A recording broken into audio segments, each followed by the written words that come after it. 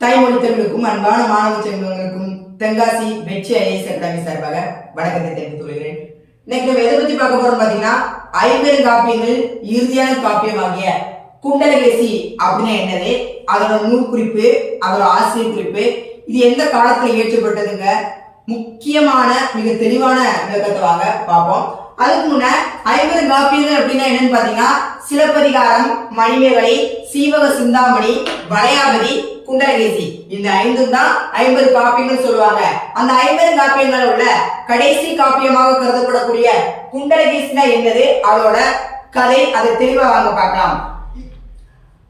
குண்டலகேசி இது வந்து 5வது காப்பியம், 5வது பெருங்காப்பியம் தான் இந்த குண்டலகேசி. அப்ப 5வது பெருங்காப்பியம் இது குண்டலகேசி.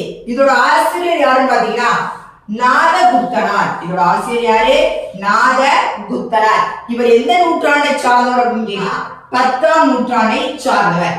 அதுக்கடுத்து பாத்தீங்கன்னா இந்த குண்டலகேசியோட கதை மாந்தர் தலைவர் யாருன்னு கேட்டீங்கன்னா, தலைவன் என்பது இந்த குண்டலகேசிக்கு கிடையாது, தலைவி மட்டும்தான் உண்டு. அந்த தலைவியோட பேர் பாத்தீங்கன்னா குண்டலகேசி. அப்படின்னா தலைவியோட பேர் தான் அப்படியே இந்த காப்பியத்தோட தலைப்பாச்சிருக்காங்க குண்டலகேசி.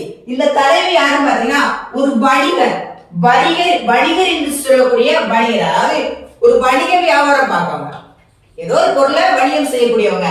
அது மட்டும் இல்லாம இந்த குண்டலகேசியானது பௌத்த சமயத்தை சார்ந்த பௌத்த சமயத்தை சார்ந்த சமய காப்பியம், பௌத்த சமய காப்பியம் தான் இந்த குண்டலகேசி. அதுக்கடுத்து பாத்தீங்கன்னா இந்த குண்டலகேசியில கிடைத்து பெற்ற முழுமையான நூல்கள் எப்படி பாத்தீங்கன்னா 19 நூல்கள் தான் கிடைச்சிருக்கு. அதுக்கடுத்து பாத்தீங்கன்னா இந்த கதையோட தலைவிக்கு வழங்கக்கூடிய வேறு பெயர்கள் எதுலான்னு பாத்தீங்கன்னா கையேயி, பத்தரை, சுமத்திரை, மாதவி அப்படின்ட்டு இந்த குண்டலகேசிக்கு வழங்கக்கூடிய, அதாவது இந்த கதை மாந்தர் அப்படின்னு சொல்லக்கூடிய தலைவியின் பேரான குண்டலகேசிக்கு வழங்கக்கூடிய வேறு பெயர்கள் தான் இந்த கையேயி, பத்தரை, சுமத்திரை, மாதவி. அதுக்கடுத்து பாத்தீங்கன்னா குண்டலகேசியின் கடைசியான வரியாகிய கேசி என்பது பெண்களின் கூந்தலை குடிக்கி.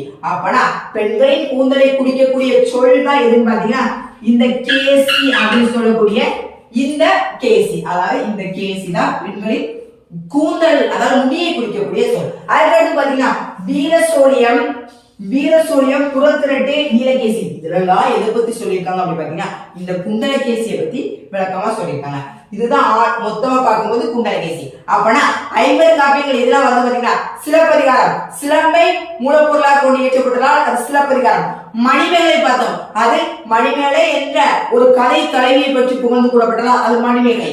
சீவக சிந்தாமணி, சீவகனின் வாழ்க்கை வரலாறை தெளிவாக திறம்பட கூடியதால் அது சீவக சிந்தாமணி. அதுக்கு பாத்தீங்கன்னா வளையாபதி என்பது ஒரு மீனவர் வந்து ஏதோ ஒரு பெண் ஒருத்தி மேல காதல் கொண்டனால அமைந்ததால் அது வளையாபதி. குண்டலகேசி என்ற பெண் என்ன செய்தான்னு பாத்தீங்கன்னா ஒரு வணிக வைக்கக்கூடிய பெண்ணோட காப்பியத்தை பத்தி சொன்னா அது குண்டலகேசி.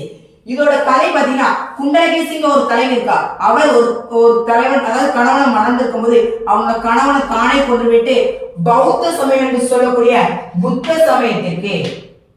சமயத்திற்கு துறவர போனால இது எப்படி சொல்லுவாங்கன்னா குண்டலகேசி சொல்லுவாங்க. அப்புறம் 50 காப்பியங்களை பத்தி நம்ம விளக்கமா 5 நாள்கள்ல, அதாவது வாரத்தின் முதல் நாள் இருந்து கடைசி நாள் வரை பார்த்திருக்கோம்.